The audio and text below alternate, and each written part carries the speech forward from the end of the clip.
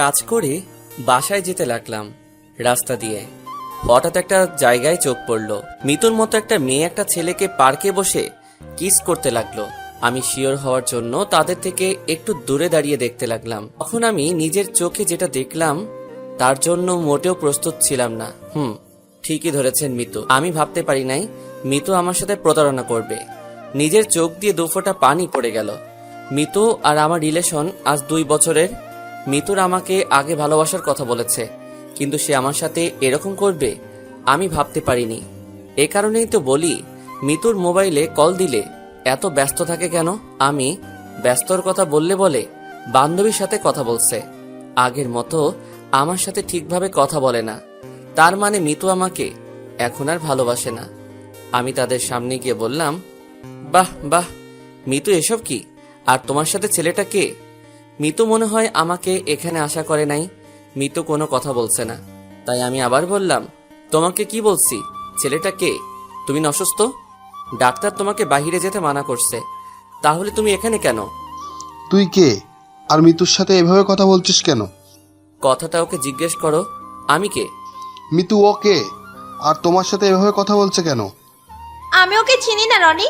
কোথা থেকে আসে এসব ছোট লোক? আমি জানি না ও আমাকে কিভাবে চেনে। আমি মিতুর কথা শুনে আকাশ থেকে পড়লাম। ও নাকি আমাকে চিনে না। 2 বছরের ভালোবাসা একদিনে ভুলে গেছে। কিরে, তোকে তো মিতু চিনে না, তুই তাকে কথাগুলো বলছিস কেন? তুমি এটা কি বললে? আমাকে তুমি চিনো না? 2 বছরের ভালোবাসা 1 মিনিটে ভুলে গেলে? বাহ বাহ, তোদের মতো বড় লোকের মেয়েদের ভালোবাসা আমার ভুল ছিল। আগে যদি জানতাম তুই আমার সাথে এত বড় প্রতারণা করবি তাহলে তোকে কখনো ভালোবাসতাম না। তুই একটা মিথ্যাবাদী। তুই কখনো কাউকে ভালোবাসতে পারবি না, কারণ তোদের মনে ভালোবাসা নেই, আছে শুধু টাকার অহংকার। রনি, তুমি দাঁড়িয়ে কি দেখছো?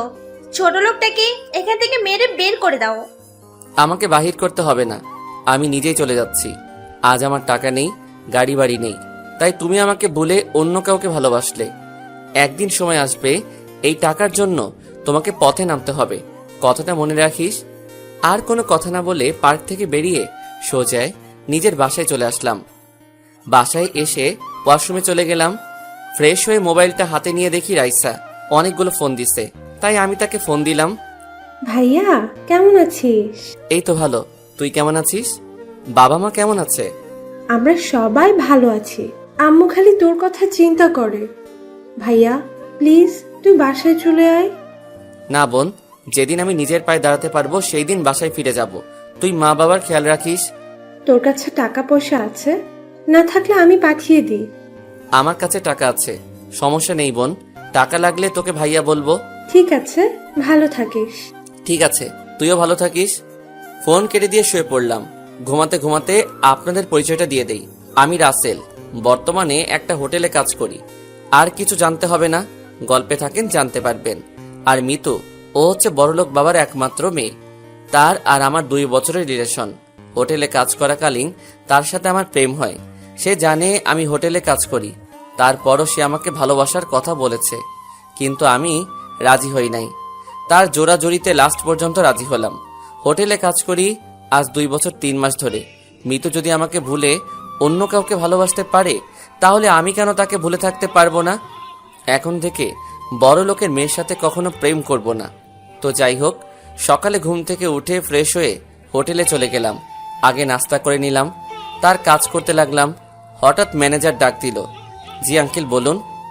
আসলে আমাদের ম্যানেজার অনেক ভালো, হোটেলের সবাই তাকে আঙ্কেল বলেই ডাকে। রাসেল, উত্তর পাশের টেবিলে 2 জন কাস্টমার আসছে, তাদের থেকে অর্ডার নিয়ে আসো। জি আঙ্কেল। আমি উত্তর পাশে টেবিলে গিয়ে দেখি 2টা মেয়ে বসে আছে। একজনের চেহারা দেখা যাচ্ছে, কিন্তু আরেকজনের চেহারা দেখা যাচ্ছে না। আমি তাদের বললাম, ম্যাম আপনারা কি খাবেন? আমার কথা শুনে মেয়ে দুটো আমার দিকে তাকালো। আমি একজনকে দেখে অবাক হয়ে গেলাম। কি মনে করছেন মিতু? আরে না, মেয়েটার নাম নাদিয়া। নাদিয়া দেখতে অনেক সুন্দর। আমি আর নাদিয়া একসাথে কলেজে পড়েছি। নাদিয়ারা ছিল অনেক গরিব, তার বাবা কষ্ট করে তার পড়াশোনা চালিয়েছে। কিন্তু নাদিয়া কলেজে কারোর সাথে তেমন কথা বলতো না, কারণ সে গরিব। এ কারণে কারোর সাথে মিশে না। আপনার নাম নাদিয়া না? জি, আমার নাম নাদিয়া। আপনি রাসেল, রাইট? এবং অনেক মেয়ের ক্র্যাশ ছিলেন। জি, আমি রাসেল, আর আমি এই হোটেলে কাজ করি। তুই ওকে চিনিস নাদিয়া? চিনি।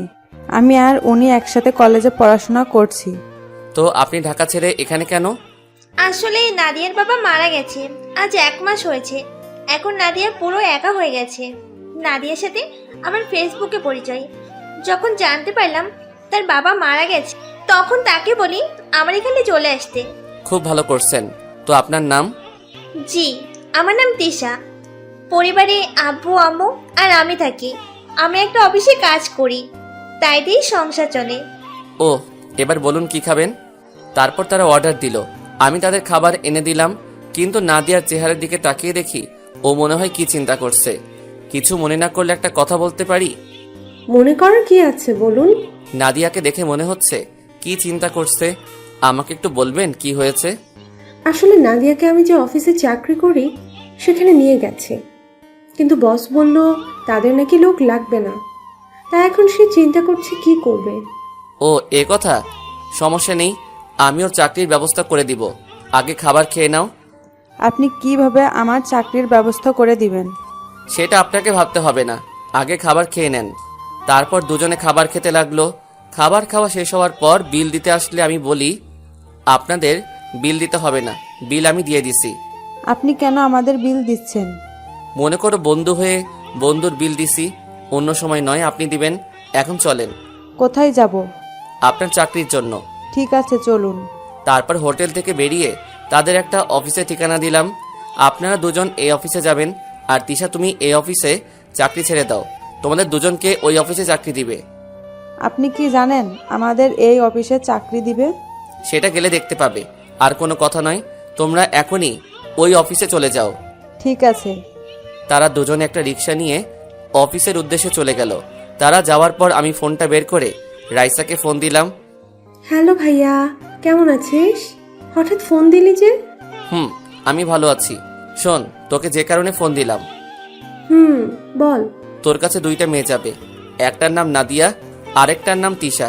তাদের অফিসে চাকরি দিয়ে দিবি। ঠিক আছে ভাইয়া, তুই কোনো চিন্তা করিস না, আমি তাদের চাকরি দিয়ে দিব। আর শোন, তাদের বেতন বাড়িয়ে দিবি। আচ্ছা ঠিক আছে। ওকে, ভালো থাকিস, নিজের দিকে খেয়াল রাখিস।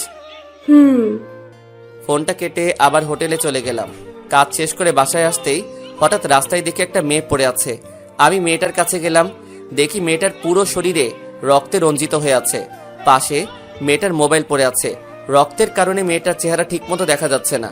আশেপাশে কোনো গাড়ি দেখতেছি না। কিছুক্ষণ পর দেখি একটা সিএনজি আসছে এইদিকে। তারপর সিএনজি দাঁড় করিয়ে মেয়েটাকে নিয়ে হাসপাতালে চলে গেলাম। ডাক্তার মেয়েটাকে ভিতরে নিয়ে গেল।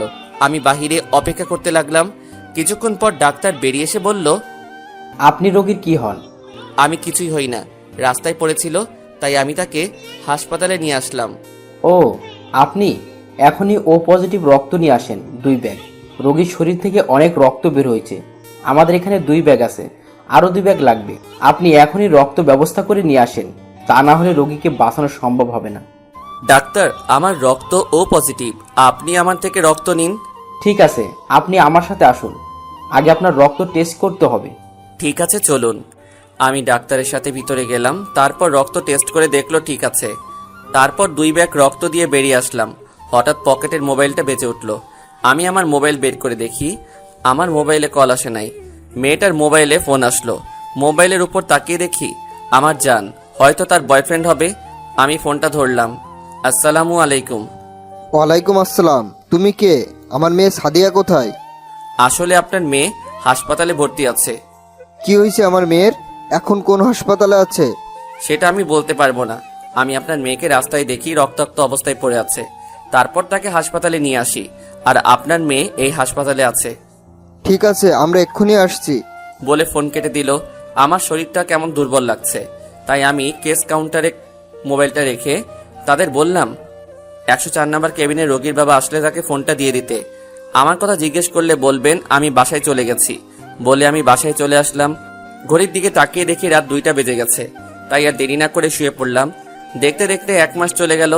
নাদিয়া আর তিশা মাঝে মাঝে আমার সাথে দেখা করে। তাদের সাথে ভালো বন্ধুত্ব হয়ে গেছে। ওই মেয়েটাকে দেখতে গিয়েছিলাম পরের দিন, কিন্তু তার বাবা নাকি মেয়েটাকে নিয়ে গেছে বাসায়। সকালে ঘুম থেকে উঠে ফ্রেশ হয়ে হোটেলে আসার পর আঙ্কেল ডাক দিল। বলুন আঙ্কেল। রাসেল, আমাদের একটা বড় অর্ডার পড়েছে।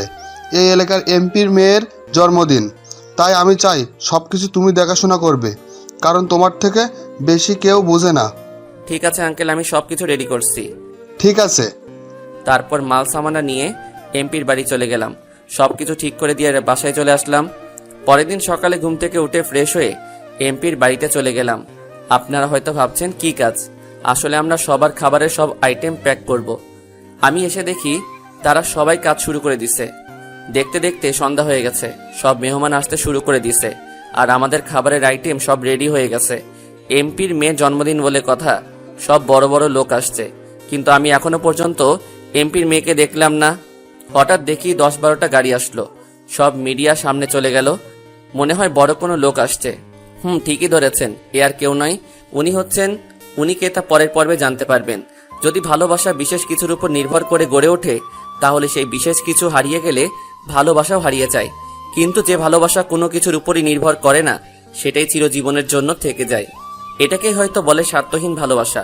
ভালোবাসি বাগানের ঝরে যাওয়া ফুল, ভালোবাসি মেঘলা নদীর কুল, ভালোবাসি উড়ন্ত এক ঝাঁক পাখি, আর ভালোবাসি তোমার ওই দুই নয়নে রাখি। হঠাৎ 10-15টা গাড়ি আসলো, মিডিয়া সব গেটের সামনে চলে গেল। তখন যে গাড়ি থেকে নামছে সে আর কেউ নয়, বর্তমান সিএম, এবং তার সাথে আরেকজনকে দেখে আমি অবাক হয়ে গেলাম। তাকে দেখে আমি একটু আড়ালে চলে গেলাম। আপনারা হয়তো ভাবছেন উনি কে, তাই তো? উনি আর কেউ নয়, বর্তমান মন্ত্রী মোশাররফ চৌধুরী, মানে আমার বাবা। আপনারা হয়তো বলবেন একজন মন্ত্রীর ছেলে হয়ে হোটেলে কাজ করি কেন? সবই জানতে পারবেন, গল্পে থাকেন। আব্বু সবার সাথে কথা বলে ভিতরে আসলো। তারা তাদের বসার জায়গায় গিয়ে বসলো। কিছুক্ষণ পর এমপির মেয়েকে নিয়ে আসলো। আমি তো এমপির মেয়েকে দেখে চোখ ফিরাতে পারছি না। টানা টানা চোখ, ঠোঁটের পাশে একটা তিল আছে, সেটা তার সৌন্দর্যকে আরো দ্বিগুণ করে তুলছে। এক কথায় বলতে গেলে একটা পরী। তার এমপির মেয়ে সিএম এবং মাই ফাদারের সাথে পরিচয় হলো। পরিচয় হওয়ার পর স্টেজের উপর উঠলো। সাদিয়ার বাবা মা সাদিয়ার দুই পাশে দাঁড়ালো। তারপর সাদিয়া কেক কাটলো। সাদিয়া তার মা বাবাকে খাইয়ে দিল। তারপর আমাদের লোক খাবার পরিবেশন করলো। মন্ত্রীর করতে লাগলো। আপনাদের বলে রাখি, আমার মুখে মাস্ক পরেছিলাম। বাবাকে দেখার পর তো যাই হোক, সবাই খাবার খেতে লাগলো। হঠাৎ একটা মেয়ে এসে আমাকে বলল, আপনি এখানে? কেন বলুন তো, আপনি কি আমাকে চিনেন? আপনাকে আমি চিনি না, তবে একটা হোটেলে কাজ করতে দেখেছি। ঠিকই ধরেছেন, আমি হোটেলে কাজ করি। আজকে এমপির বাসায় খাবারের আয়োজন আমরা করতেছি। ওহ, আমি সাথী, এখানে কলেজে পড়ি। আর সাদিয়া আমার বান্ধবী। ও, আমি রাসেল, বর্তমানে হোটেলে কাজ করি। তারপর সাথী আরো কিছুক্ষণ কথা বলে চলে গেল। হঠাৎ আব্বুর হেঁচকি উঠল। আমি একটা মিনারেল ওয়াটার নিয়ে আব্বুকে দিলাম। আব্বু আমাকে ধন্যবাদ দিল। খাবার খাওয়া দাওয়া শেষ হওয়ার পর সবাই চলে গেল। আমরা সবকিছু গুছিয়ে গাড়িতে তুলে নিলাম। সবাই চলে গেছে। আমি কাজের টাকার জন্য অপেক্ষা করতে লাগলাম। হঠাৎ সাদিয়া আমাকে ডাক দিল। জি ম্যাম, বলুন। আপনাকে দেখলাম খাবার পরিবেশন করতে, কিন্তু কারোর সাথে তেমন কথা বলতে দেখলাম না। আপনি কি কথা কম বলেন? জি ম্যাম। আপনার নাম কি? জি, আমার নাম রাসেল, বর্তমানে একটা হোটেলে কাজ করি। ও, তো সবাই তো চলে গেছে, আপনি যান নাই কেন? ম্যাম, আমি কাজের টাকার জন্য দাঁড়িয়ে আছি। আপনার আব্বু বলল আমাকে দাঁড়াতে। ঠিক আছে, আমি আব্বুকে পাঠিয়ে দিচ্ছি। বলে সাদিয়া ভিতরে চলে গেল। সাদিয়ার কথা শুনে বুঝলাম অনেক ভালো মেয়ে। অনেক মেয়ে আছে, টাকা গাড়ি বাড়ি থাকলে অহংকারে ভরা থাকে, কিন্তু সাদিয়ার ভিতরে এগুলো নেই। নিজেই এসে আমার সাথে কথা বলছে। কিছুক্ষণ পর এমপি সাহেব বেরিয়ে আসলো। এসে আমাকে একটা 1.5 লাখ টাকার একটা চেক দিল। তখন আমি বললাম, স্যার, কাজের বিল তো 1 লাখ টাকা, আপনি আমাকে 1.5 লাখ টাকা কেন দিলেন? 50,000 টাকা তোমাদের দিচ্ছি। তোমাদের সবার কাজ এবং সবার খাবারের আইটেম অনেক ভালো হয়েছে, সবাই অনেক সুনাম করেছে, তাই 50,000 টাকা বেশি দিলাম। ঠিক আছে স্যার, আমি তাহলে আসি। ঠিক আছে, যাও। আমি চেকটা নিয়ে হোটেলে চলে আসলাম। এসে ম্যানেজার আঙ্কেলকে চেকটা দিলাম। তারপর কেস থেকে 50,000 টাকা আমাদেরকে বের করে দিল। আমরা লোক ছিলাম 15 জন। সবাইকে টাকা ভাগ করে দিয়ে বাসায় চলে আসলাম। রাইসার সাথে কিছুক্ষণ কথা বলে ঘুমিয়ে গেলাম। এভাবে দেখতে দেখতে আরো কিছুদিন চলে গেছে। সকালে ঘুম থেকে উঠে ফ্রেশ হয়ে হোটেলে চলে আসলাম। কাজ করতে লাগলাম। হঠাৎ দেখি এমপির মেয়ে। মানে সাদিয়া তার কিছু বান্ধবী নিয়ে হোটেলে ঢুকতে আসে। আমি আমার এক বন্ধুকে অর্ডার নিয়ে আসার জন্য বললাম, কিন্তু বন্ধু এসে আমাকে বলল তারা নাকি আমাকে যেতে বলেছে। আমি আর দাঁড়িয়ে না থেকে তাদের সামনে গেলাম। জি ম্যাম, বলুন কি খাবেন? আপনি কোথায় ছিলেন? ম্যাম, আমি পাকঘরে ছিলাম। ও ঠিক আছে। ওই তোরা সবাই কি খাবি, অর্ডার দেই? তারপর সাদিয়ার বান্ধবীরা অর্ডার দিল, আমি তাদের খাবার এনে দিলাম। এটা কিন্তু আমার কাজ না, তারপরও এনে দিলাম, কারণ আমি সাদিয়াকে প্রথম দেখায় ভালোবেসে ফেলেছি। হাই হাই, আমি এটা কি বললাম? আমি তো বলছি বড় লোকের মেয়ের সাথে কখনো প্রেম করব না। এখন দেখি আবার বড় লোকের মেয়ের প্রেমে হাবুডুবু খাচ্ছি। তো যাই হোক, খাওয়া দাওয়া শেষ করে বিল দিয়ে সাদিয়া এবং তার বান্ধবীরা চলে গেছে। একদিন সবাই হোটেলে কাজ করতে আসে। হঠাৎ আঙ্কেল সবাইকে একসাথে হতে বলল। আমরা সবাই একসাথে হলাম। তারপর ম্যানেজার আঙ্কেল বলল, তোমরা তো জানো আমার ছেলে মেয়ে সবাই বাইরে থাকে, আমি আর তোমার আন্টি বাংলাদেশে থাকি। এখন ছেলে মেয়ে বলছে আমাদের দুজনকেও বিদেশে নিয়ে যাবে, তাই আমি এই হোটেলটা বিক্রয় করে দিব। আমি কাগজপত্র সব ঠিক করে রেখেছি, ভালো কোনো অ্যামাউন্ট পেলে বিক্রয় করব। তাই বলছি যতদিন না হোটেল বিক্রি হচ্ছে তোমরা অন্য কোথাও কাজ খুঁজে নাও। যখন আপনার ছেলেরা আপনাকে নিয়ে যেতে চায় বাহিরে, তাহলে তো আর ধরে রাখতে পারবো না। আমি একটা কথা বলি আঙ্কেল। কি কথা বলো? আমি আপনার হোটেলটা কিনতে চাই, তাহলে হোটেলের কেউ কোথাও কাজ খুঁজতে হবে না। বর্তমানে কাজ সহজে মিলে না। যার টাকা আছে তারা ঘুষ দিয়ে চাকরি নিতে পারে, আর যাদের টাকা নাই তারা রাস্তায় রাস্তায় ঘুরতে হয়। তো বলেন আঙ্কেল, কত টাকায় বিক্রি করতে চান হোটেল? তুমি টাকা কোথায় পাবে? আপনার এখানে কাজ করে যা টাকা পাই সবগুলো আমি জমা করে রেখেছি, আর আমার আগের কিছু জমানো টাকা আছে। আপনি বলুন কত টাকা হলে হোটেলটা বিক্রি করবে? আমি বাইরে অন্য কারোর কাছে বিক্রয় করলে বেশি টাকা পাবো, কিন্তু না, আমি তোমার কাছে বিক্রয় করব। আমি জানি তুমি হোটেলটা আরও বড় করতে পারবে। আমি মনে করছি 25 লাখ টাকা হলে বিক্রি করব। তুমি যেহেতু কিনতে চাও তাহলে আমি 20 লাখ টাকাই দিব। ঠিক আছে আঙ্কেল, আপনি কাগজপত্র সব ঠিক করে রাখেন, আমি কালকে এসে সব টাকা দিব। ঠিক আছে। তারপর হোটেলের সবাই আমাকে জড়িয়ে ধরে কান্না করে দিল। তারা বলল আমি যদি হোটেলটা না কিনতাম তাহলে তারা কোথায় যাবে। তাদের আমি বড় উপকার করলাম। তারপর রাতে কাজ শেষ করে বাসায় আসলাম। বাসায় এসে সব টাকা বের করলাম। সব টাকা মিলিয়ে দেখি 15 লাখ টাকার মতো আছে, বাকি আরো 5 লাখ টাকা। তারপর রাইসাকে ফোন দিলাম। ভাইয়া কেমন আছিস? আমি ভালো আছি, তুই কেমন আছিস? আমি ভালো আছি। খাবার খেয়েছিস? খেয়েছি। রাইসা, তোকে যে কারণে ফোন দিলাম, আমার কিছু টাকা লাগবে। কত লাগবে বল, আমি পাঠিয়ে দিব। বেশি না, 5 লাখ টাকা হলে চলবে। আমি তোকে পরে দিয়ে দিব। আমার টাকা লাগবে না, তুই বল কখন লাগবে টাকা। কালকে লাগবে। তুই নাদিয়ার হাতে টাকাটা দিয়ে দিস, সে আমাকে এনে দিবে। ভাইয়া তোকে দেখতে মন চাইছে, প্লিজ ভাইয়া টাকাটা আমি তোর কাছে নিয়ে আসি। তোর মুখটা দেখছি না, অনেক দিন হয়ে গেছে, তুই না করিস না। ঠিক আছে, তোকে আমি একটা ঠিকানা মেসেজ করে পাঠিয়ে দিচ্ছি, তুই কালকে ওখানে চলে আসবি। ঠিক আছে ভাইয়া। আরো কিছুক্ষণ কথা বলে ফোনটা কেটে দিলাম। আমি তোকে প্রতিদিন দেখি বোন, আমি একমাত্র তোর জন্য এখানে পড়ে আছি। তুই জানিস বোন, তোর ক্ষতি করার জন্য কত লোক পড়ে আছে। তোর এই ভাইটা সব সময় তোর পাশে আছে। আমি এখানে পড়ে আছি একমাত্র তোর জন্য। এসব কিছু ভাবতে ভাবতে ঘুমিয়ে গেলাম। রাতে রাইসাকে ঠিকানা মেসেজ করে পাঠিয়ে দিচ্ছি। সকালে ঘুম থেকে উঠে ঠিকানায় পৌঁছে গেলাম। গিয়ে দেখি রাইসা আমার আগে এসে বসে আছে। কেমন আছিস? রাইসা আমাকে দেখে দৌড়ে এসে জড়িয়ে ধরে কান্না করে দিল। আমার চোখ দিয়ে 2 ফোঁটা পানি পড়ে গেল। ভাইয়া তোকে ছাড়া কেমনে ভালো থাকি বল। যে ভাইটার সাথে সবসময় দুষ্টুমি করতাম, যে ভাইটার মুখ না দেখে আমি থাকতে পারতাম না, সে আমি কি করে ভালো থাকি। বোন, সময় হলে আবার তোদের কাছে ফিরে যাব। আগে আমি নিজের পায়ে দাঁড়িয়ে নেই, আব্বুকে দেখিয়ে দিব আমিও পারি। আমি প্রতিদিন নামাজ পড়ে আল্লাহর কাছে দোয়া করি তুই যেন নিজের পায়ে দাঁড়িয়ে সবার সামনে আসতে পারিস।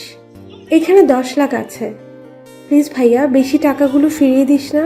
ঠিক আছে, তুই জিজ্ঞেস করবি না টাকাগুলো কেন চাইছি? আমি জানি ভাইয়া তুই খারাপ কাজে টাকা খরচ করবি না, তাই বলার প্রয়োজন মনে করিনি। আমি টাকাগুলো নিছি, এই কারণে আমি একটা হোটেল কিনছি। তারপর আঙ্কেলের কাহিনী সব খুলে বললাম। ভালো করছিস, দেখবি তুই এই হোটেল নিয়ে অনেক বড় উপরে উঠবি, আমার বিশ্বাস। তাই যেন হয় বোন, এখন তুই অফিসে চলে যা। আর একটু থাকি না ভাইয়া? না বোন, পরে আবার তোকে ডাকবো ভাইয়া। আর বাবা মা কেমন আছে? বাবা তো সারাদিন বাহিরে থাকে, আমার সাথেও তেমন কথা বলে না। আম্মু তো বাসায় একা একা মন মরা হয়ে বসে থাকে। আমি তো অফিসে থাকি, অফিস শেষ করে বাসায় গিয়ে আম্মাকে কিছুক্ষণ সময় দিই। ও ঠিক আছে, তুই এখন চলে যা, আমি এখন হোটেলে যেতে হবে। ঠিক আছে ভাইয়া, নিজের শরীরের যত্ন নিস। রাইসা গাড়ি নিয়ে চলে গেল। আমি দাঁড়িয়ে না থেকে হোটেলে চলে আসলাম। হোটেলে এসে আঙ্কেলকে টাকা দিয়ে সব কাগজপত্র বুঝিয়ে নিলাম। এখন আমি নিজের মতো করে হোটেল চালাতে লাগলাম। আস্তে আস্তে আমার হোটেল নাম করা হয়ে গেছে, সবাই এখন এক নামে চিনে, মা বাবার দেওয়া হোটেল অ্যান্ড রেস্টুরেন্ট। আমার হোটেল এখন বাইরের লোক এসে খাবার খায়। এই হোটেল ওপরে উঠাতে আমার 6 মাস চলে গেছে। এই 6 মাসের ভিতরে সাদিয়া অনেকবার এসেছে আমার হোটেলে এসে আমার দিকে কেমন করে যেন তাকিয়ে থাকে। আসল কথা বলতে, সাদিয়ার এই তাকানো দেখে আমি তার প্রেমে পড়ে গেছি। সাদিয়াকে দেখে মনে হচ্ছে সেও আমাকে ভালোবাসে। তাকাবে না কেন? এককালে কলেজে সব মেয়ের ক্রাশ ছিলাম। আসলে বাস্তবে আমি অনেক কালো একটা ছেলে। কোনো মেয়ে আমার প্রেমে ভুলেও পড়বে না। দেখতে দেখতে 1 বছর চলে গেছে। এখন আমার বাড়ি গাড়ি সব কিছু আছে। আমি এখন নিজের পায়ে দাঁড়াতে পেরেছি। এখন আমার আব্বু বলতে পারবে না তুই জীবনে কিছু করতে পারবি না। এখন ভাবছি সাদিয়াকে প্রপোজ করব। দেরি না করলে হয়তো অন্য কেউ নিয়ে যাবে। এই 1 বছরে সাদিয়ার সাথে ভালো বন্ধুত্ব হয়ে গেছে। তার সাথে এখন ফোনে কথা হয়। রাতে সাদিয়াকে ফোন দিলাম। বলো। কেমন আছো? ভালো আছি, তুমি কেমন আছো? আমিও ভালো আছি। কালকে আমার সাথে একটু দেখা করতে পারবে? কোথায় দেখা করবে? আমরা যে জায়গায় মাঝে মাঝে দেখা করতাম। ঠিক আছে, কয়টায় আসবে? বিকাল 5টায়। ওকে, ঠিক আছে। তারপর আরো কিছুক্ষণ কথা বলে ফোনটা কেটে দিলাম। এবার আপনাদেরকে বলি, রাইসা আমার সাথে আরো অনেকবার দেখা করেছে এবং রাইসার থেকে যে টাকা নিয়েছি ওগুলো তাকে দিয়ে দিছি। রাইসা নিতে চাইনি, আমি জোর করে তার টাকা দিয়ে দিছি। আপনারা হয়তো এখন জিজ্ঞেস করবেন রাইসার ক্ষতি করার জন্য কেন লোক পড়ে আছে। রাইসা কি করেছে? এখানে রাইসা কিছু করে নাই। যা করেছি আমি, আমার উপর প্রতিশোধ নিতে রাইসার ক্ষতি করার চেষ্টা করছে। তো আপনারা বলবেন আমি কি ক্ষতি করেছি? গল্পে থাকেন সবকিছু জানতে পারবেন। সকালে ঘুম থেকে উঠে ফ্রেশ হয়ে হোটেলে চলে গেলাম। বিকেলে হোটেল থেকে বেরিয়ে গাড়ি নিয়ে পার্কে চলে আসলাম। পার্কে ঢুকে দেখি সাদিয়া আমার সাথে এসে বসে আছে। সাদিয়া আমাকে দেখে বলল, তোমার আসতে এত দেরি হলো কেন? হোটেলে অনেক কাস্টমার, তাই আসতে লেট হয়ে গেছে। আপনাদের একটা কথা বলি, আমি হোটেলটা আগে যেভাবে কাজ করেছি এখনো সেভাবে কাজ করি। কেউ বুঝতে পারবে যে আমি এই হোটেলের মালিক। আমার হোটেলের একজন ম্যানেজার রাখছি। তো যাই হোক, ও, তা কি কথা বলবে বলো? আমার কথা শুনে আবার রাগ করবে না তো? না, রাগ করবো না, বলো কি বলবে। আমার জীবনে কেউ নেই তুমি ছাড়া। আমার জীবনে কোনো স্বপ্ন নেই তুমি ছাড়া। আমার দু চোখ কিছু খোঁজে না তোমায় ছাড়া। আমি কিছু ভাবি না তোমায় ছাড়া। আমি কিছু লিখতে পারি না তোমার নাম ছাড়া। আমি কিছু বুঝতে চাই না তোমায় ছাড়া। সাদিয়া, তোমার সাথে কথা বলতে বলতে আমি তোমাকে কখন যে তোমাকে ভালোবেসে ফেলেছি আমি নিজেও জানি না। আমি তোমাকে ভালোবাসি সামিয়া। তারপর সাদিয়া এমন কিছু করবে আমি তো কল্পনাও করতে পারিনি। পৃথিবীতে সেই সবচেয়ে ধনী, যার একটি সুন্দর মন আছে, যার মনে নাই কোনো অহংকার, নাই কোনো হিংসা, আছে শুধু অন্যের জন্য ভালোবাসা। বুকের কষ্ট চাপা দিয়ে ঝরছে চোখের জল। মনের মানুষ ভুলে গেছে কাকে দিব কল। মেঘহীন আকাশে চাঁদের নেই আলো। এই পৃথিবীতে আমি ছাড়া সবাই আছে অনেক ভালো। এই কথাটা বলতে এত সময় লাগিয়ে দিছো? তুমি জানো না, তোমাকে যেই তোমার জন্মদিনে দেখি সেদিন তোমাকে আমার অনেক পছন্দ হয়ে যায়, আর আমি তোমাকে ভালোবেসে ফেলি। তুমি বোঝো না, তোমার রেস্টুরেন্টে এসে তোমার দিকে তাকিয়ে থাকি কেন? কারণ আমি তোমাকে ভালোবাসি, তাই তাকিয়ে থাকি। তাহলে তুমি আমাকে ভালোবাসার কথা বললে না কেন? বলিনি ভয়ে। যদি তুমি না করে দাও তাহলে তো তোমার সামনে আসতে পারবো না, আর আমি একটা মেয়ে হয়ে কিভাবে তোমাকে ভালোবাসার কথা বলি। তুমি জানো, প্রথম যেদিন তোমাকে দেখি তোমাদের বাড়ি, সেদিন থেকে ভালো লাগে। পরে আমি চিন্তা করলাম তুমি যদি নিতুর মতো আমাকে ধোকা দাও, তাই আর বলি নাই। কিন্তু তুমি যতদিন আমার সামনে আসো আমি সব কিছু ভুলে যাই। আগে বলো, এই মিতুটা কে? মিতু আমার প্রথম ভালোবাসা। আমি কখনো কোনো ছেলেকে ভালোবাসি নাই। তুমি আমার উপর ভরসা রাখতে পারো। তোমাকে ছেড়ে আমি কোথাও যাব না। আমি সব বড়লোক মেয়ের মতো না। ঠিক আছে, এবার ছাড়ো। পার্কের সবাই আমাদের দিকে তাকিয়ে আছে। না, ছাড়বো না। আমি আমার ভালোবাসার মানুষকে জড়িয়ে ধরে আছি। এতে সমস্যা কোথায়? ঠিক আছে বাবা, তুমি জড়িয়ে ধরো থাকো। আরো কিছুক্ষণ বসে বাসায় চলে আসলাম। সাদিয়াকে তাদের বাসায় নামিয়ে দিয়ে আমি আমার বাসায় চলে আসলাম। বাসায় এসে ফ্রেশ হয়ে বিছানায় শুয়ে পড়লাম। হঠাৎ মোবাইলটা বেজে উঠলো। তাকিয়ে দেখি রাইসা ফোন দিছে। কেমন আছিস? আমি ভালো আছি, তুই কেমন আছিস? আমি ভালো আছি। বাবা মা তারা কেমন আছে? আম্মু তো তোর চিন্তায় চিন্তায় অসুস্থ হয়ে পড়েছে, আর এখন আব্বুও কেমন যেন হয়ে গেছে। কি করব বল, আমার আরো কিছু কাজ বাকি আছে। কাজ শেষ করে বাসায় ফিরে আসবো। প্লিজ ভাইয়া, তুই বাসায় ফিরে আয়। সময় হলে অবশ্যই ফিরে আসবো। তুই আব্বু আম্মুর খেয়াল রাখিস। আর তোকে যে কারণে ফোন দিছি সেটাই তো বলা হয়নি। কি কথা বল? আজকে আমাকে দেখতে এসেছে। ছেলে আমেরিকা থাকে, আমাকে তাদের পছন্দ হয়েছে। আর ছেলে নাকি আব্বুর বন্ধুর ছেলে। ছেলে অনেক ভালো, বিয়ের পর আমাকে আমেরিকা নিয়ে যাবে। তাহলে তো ভালোই। তো দিন তারিখ কবে ঠিক করবে? আকাশ আজকে রাতে বাংলাদেশ আসবে, কালকে এসে আন্টি পড়িয়ে দিবে। দিন তারিখ ঠিক করবে। তুই এই বিয়ে করিস না রাইসা। কেন ভাইয়া? কারণ তোকে একজন মানুষ অনেক আগে থেকে পছন্দ করে এবং ভালোবাসে। মানুষটা কে, আর তার নাম কি? তাকে তুই চিনিস, সে হচ্ছে রাফি। কোন রাফি? তোর বন্ধু রাফির কথা বলছিস? হুম। কই, রাফি ভাইয়া তো আমাকে কিচ্ছু বলেনি। সে বলে নাই আমার কারণে। যদি আমি তার সাথে বন্ধুত্ব নষ্ট করে দেই, সেই ভয়ে তোকে বলতে পারে না। তুই জানলি কিভাবে যে রাফি আমাকে ভালোবাসে? আমি একদিন রাফির বাসায় গিয়ে তার রুমে বালিশের নিচে একটা ডায়েরি পাই। তারপর ডায়েরি খুলে দেখি তোর ছবি ডায়েরির ভিতরে। তারপর আমি ডায়েরিটা পড়ে জানতে পারলাম তোকে সে কলেজে দেখে ভালোবেসে ফেলে। তো এখন আমি করব, তুই বল। তুই এখন আব্বু আম্মুকে বলে দে তুই একজনকে ভালোবাসিস। তুই তার বন্ধুর ছেলেকে বিয়ে করতে পারবি না। এই কথা বললে আব্বু অনেক কষ্ট পাবে ভাইয়া। সেটা নিয়ে তোকে চিন্তা করতে হবে না, আমি ওটা দেখে নিব। আচ্ছা ঠিক আছে। আরো কিছুক্ষণ কথা বলে ফোনটা কেটে দিলাম। আমি জানি আব্বু রাইসাকে অনেক ভালোবাসে। রাইসার সুখের জন্য আব্বু সব করতে পারে। আমাকে ভালোবাসে না তা নয়, আমাকেও ভালোবাসে, শুধু আমার উপর অভিমান করে আছে। রাতে একজনের সাথে কিছু কথা বলে ঘুমিয়ে পড়লাম। এভাবে দেখতে দেখতে আরো 10-15টা দিন চলে গেল। আব্বু প্রথমে রাইসার অমন অবস্থায় অভিমান করেছে, কিন্তু অভিমান করে বেশি দিন থাকতে পারে নাই। আব্বু রাফিকে তার বাবা মাকে নিয়ে বাসায় যেতে বলছে। আপনাদের বলি, রাফিদের 2টা কোম্পানি আছে, একটা তার বাবা দেখে আরেকটা রাফি। রাফিকে আব্বু আম্মুর সবার পছন্দ হয়েছে। তারা সামনে শুক্রবার বিয়ের দিন ঠিক করেছে। হাতে সময় আছে 3 দিন। আব্বু তার বন্ধুকে বুঝিয়ে বলছে। এরপর আর কিছু বলে নাই। এখানেও একটা রহস্য আছে, পাশে থাকেন জানতে পারবেন। এবার আপনাদের বলি আব্বুর সাথে আমার কি হয়েছে। আপনাদের বলি, আব্বু মন্ত্রী পদে এসে টাকার নেশা তার ভিতরে ঢুকে যায়। যারা সরকারি চাকরি নিতে আসে তাদের থেকে তাদের একটা চাকরি দেয়। এটা নিয়ে আব্বুর সাথে তর্ক বিতর্ক সৃষ্টি হয়। এরপর আব্বু আমাকে বলে, পারলে টাকা কামিয়ে দেখা। অনেক পরিশ্রম এবং টাকা খরচ করে মন্ত্রী পদ পেয়েছি। আমাদের মতো পরিশ্রম করে টাকা কামিয়ে দেখা।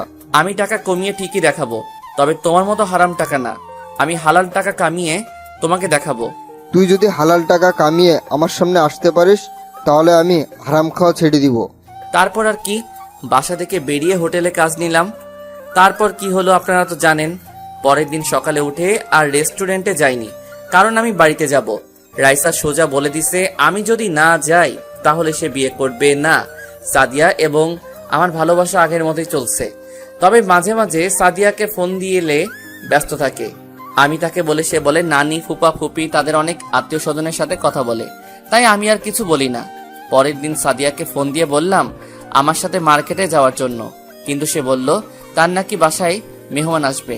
আমি বাসা থেকে বেরিয়ে গাড়ি নিয়ে মার্কেটে চলে গেলাম। গাড়ি পার্কিং করে যেই না গাড়ি থেকে নেমে মার্কেটের ভিতরে ঢুকবো, হঠাৎ একটা জায়গায় চোখ আটকে গেল। দেখি সাদিয়া একটা ছেলের সাথে দাঁড়িয়ে কথা বলছে, আর যেই ছেলেটাকে দেখলাম তাকে দেখে আরো অবাক হলাম। ও দেশে আসলো কবে, আর সাদিয়ার সাথে ওর সম্পর্ক? আমাকে সবকিছু জানতে হবে। আমি মার্কেটের ভিতরে ঢুকে সবার জন্য কেনাকাটা করে বাইরে এসে দেখি সাদিয়া আর ওই ছেলেটা নেই। আমি গাড়ি নিয়ে সোজা বাসায় চলে আসলাম। বাসায় এসে একজনকে ফোন দিলাম। হ্যালো। বল। নাদিম দেশে কবে আসলো? আর তোরা আমাকে বলিস নাই কেন? আমি তো তাকে কিছুক্ষণ আগে দেখলাম এমপির মেয়ের সাথে গাড়িতে করে কোথায় যেন যাচ্ছে। শোন, নাদিমের উপর ভালো করে নজর রাখবি। সে কোথায় যাবে, কি করে, সবকিছু আমাকে বলবি। আর এমপির মেয়ের সাথে নাদিমের কি সম্পর্ক তা আমাকে জানাবি। ওকে, সমস্যা নেই।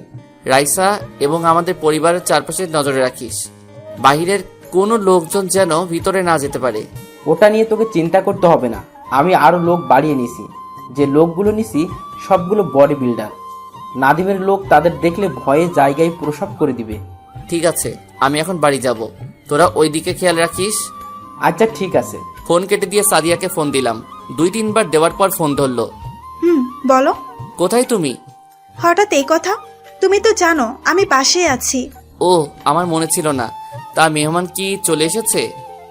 গেস্ট রুমে বসে আব্বু আমার সাথে গল্প করছে। আচ্ছা, তোমাকে যেটার জন্য ফোন দিচ্ছি, আমি আমার এক বন্ধুর বোনের বিয়েতে যাব।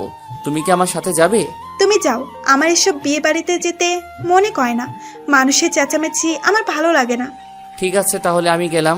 রাতে ফোনে কথা হবে। ওকে, যাও। আল্লাহ হাফেজ। আল্লাহ হাফেজ।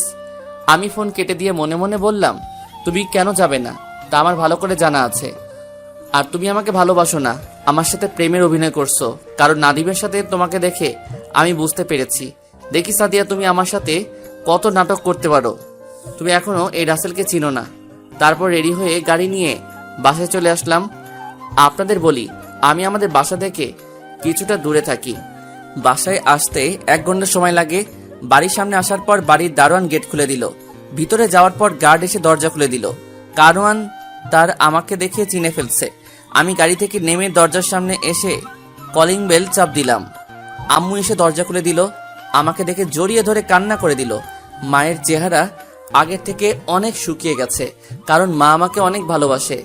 আমি মায়ের চোখের পানি মুছে দিয়ে বললাম, আম্মু কান্না করো না। তুই আমাদের ছেড়ে কিভাবে থাকলি? তোর একবারও কে মায়ের কথা মনে পড়ে নাই? তুই জানিস না তোকে আমি কত ভালোবাসি? আম্মু, তোমাকে প্রতিদিন মনে পড়ে। আব্বুর কথা রাখতে আমি বাড়ি থেকে বের হয়ে গেছি। আজ আমি বাবার কথা রাখতে পেরেছি। এখন আমি নিজের পায়ে দাঁড়িয়েছি। আমি হালাল টাকা কামিয়ে আজ আমি টাকা পয়সার মালিক হয়েছি। ঠিক আছে, এখন ভিতরে আয়। চলো। আব্বু কোথায়? তোর আব্বু একটা জনসভায় গেছে, কিছুক্ষণের মধ্যেই চলে আসবে। ওহো, আমার কলিজা কোথায়? ওর রুমে আছে, যা গিয়ে দেখা করে দুজনে ফ্রেশ হয়ে নিচে আয়। আমি টেবিলে খাবার দিচ্ছি। ঠিক আছে আম্মু। বলে আমি রাইসার রুমে চলে আসলাম। এসে দেখি বোন আমার রাফির সাথে মোবাইলে হেসে হেসে কথা বলছে। বাহ বাহ, বিয়ে না হতেই এত কথা। না জানি বিয়ের পর কি করবি। আমাকে তার রুমে দেখে ফোনটা কেটে দৌড়ে এসে জড়িয়ে ধরে কান্না করে দিল। এই পাগলি, কান্না করিস কেন? তুই আসবি, আমাকে বললি না কেন? বলে দিলে তো আর সারপ্রাইজ দিতে পারতাম না। আমি অনেক খুশি হয়েছি ভাইয়া, তুই আবার ফিরে এসেছিস। ঠিক আছে, এখন ফ্রেশ হয়ে নাও, দুজনে একসাথে খাবার খাবো। ঠিক আছে ভাইয়া, আমি এখনই ফ্রেশ হয়ে আসছি। রাইসা ফ্রেশ হতে চলে গেল। আমি আমার রুমে চলে আসলাম। রুমটা কি সুন্দর করে সাজিয়ে রেখেছে। আমি ওয়াশরুমে ঢুকে ফ্রেশ হয়ে নিচে চলে আসলাম। কিছুক্ষণ পর রাইসা এসে আমার পাশে বসলো। আব্বু বলল সে নাকি আমাকে নিজের হাতে খাইয়ে দিবে। রাইসা বলল তাকেও খাইয়ে দিতে। আম্মু রাইসাকে আর আমাকে খাইয়ে দিল। খাবার খেয়ে রুমে চলে আসলাম। আপনাদের একটা কথা বলি, রাইসা জানে না আমি যে মন্ত্রীর ছেলে। রুমে এসে একজনকে ফোন দিলাম। তারপর সে যেটা বলল আমি তো অবাক হয়ে গেলাম। তার মানে সাদিয়া আমার ব্যাপারে সবকিছু জানে। তাহলে চলুন, উপাস থেকে কি বলেছে। কোনো খবর পেয়েছিস? আমি তোকে ফোন দিতে মোবাইল হাতে নিছি, এখন দেখি তুই ফোন দিলি কেন? নাদিমের সাথে এমপির মেয়ে সাদিয়ার সব খবর জেনে গেছি। কি জানিস বল। সাদিয়া হচ্ছে নাদিমের মামাতো বোন। সাদিয়া বিদেশ থেকে পড়াশোনা করে দেশে এসেছে। আর কি জানিস? আমাদের লোক তাদের পিছনে লাগিয়েছি। কিছুক্ষণ আগে ওরা আমাকে সব বলল। সাদিয়া তোর সাথে প্রেমের অভিনয় করছে। সবকিছু নাদিমের প্ল্যান, যাতে তোকে মারতে সুবিধা হয়। আর সাদিয়া এটাও জানে তুই মন্ত্রীর ছেলে। ওরা কিভাবে জানলো আমাকে সাদিয়া মারার জন্য প্রেমের অভিনয় করছে? নাদিম আর সাদিয়া একটা রেস্টুরেন্টে খাবার খেতে খেতে এইসব বলছে। আমাদের লোক সব শুনে আমার কাছে বলছে। আচ্ছা, তোদের মধ্যে মামাতো ভাই বোন ছাড়া অন্য কোনো প্রাণী আছে? সেরকম কিছু জানতে পেরেছে? এমন কিছু জানতে পারে নাই। ও, আমার মনে হয় সাদিয়া যদি সত্যিটা জানতো তাহলে নাদিমের কথায় কখনো রাজি হতো না। ওপাশে কে কথা বলছে তা আর গোপন রাখবো না। ও আর কেউ নাই, আমার বন্ধু এনামুল। তার একটা গ্রুপ আছে আর তার নাম শুনলে এলাকার মানুষ ভয় পায়। আমি আর এনামুল একসাথে কলেজে পড়ছি। কলেজে পড়া অবস্থায় এনামুল এই গ্রুপ তৈরি করে। এনামুল কোনো খারাপ কাজ করে না, সে সবসময় মানুষের বিপদে এগিয়ে আসে। বলতে গেলে এনামুল, রাফি আর আমি বেস্ট ফ্রেন্ড। তো যাই হোক, তো এখন কি করব বল? এখন কিছু করা যাবে না, আগে রাইসার বিয়েটা শেষ হোক, তারপর যা করার করব। তোরা নাদিম আর সাদিয়াকে চোখ মেরে রাখবি, তারা কখন কোথায় যায় কি করে সবকিছু আমাকে জানাবি। আচ্ছা ঠিক আছে। আরো কিছুক্ষণ কথা বলে কেটে দিলাম। ফোনটা কেটে দরজার সামনে তাকিয়ে দেখি আব্বু দাঁড়িয়ে আছে।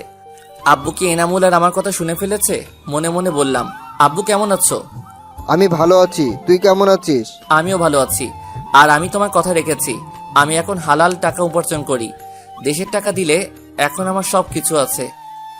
ভালো। তা এখন কি করিস? মা বাবার দোয়া হোটেল অ্যান্ড রেস্টুরেন্ট, এদের নাম শুনেছো?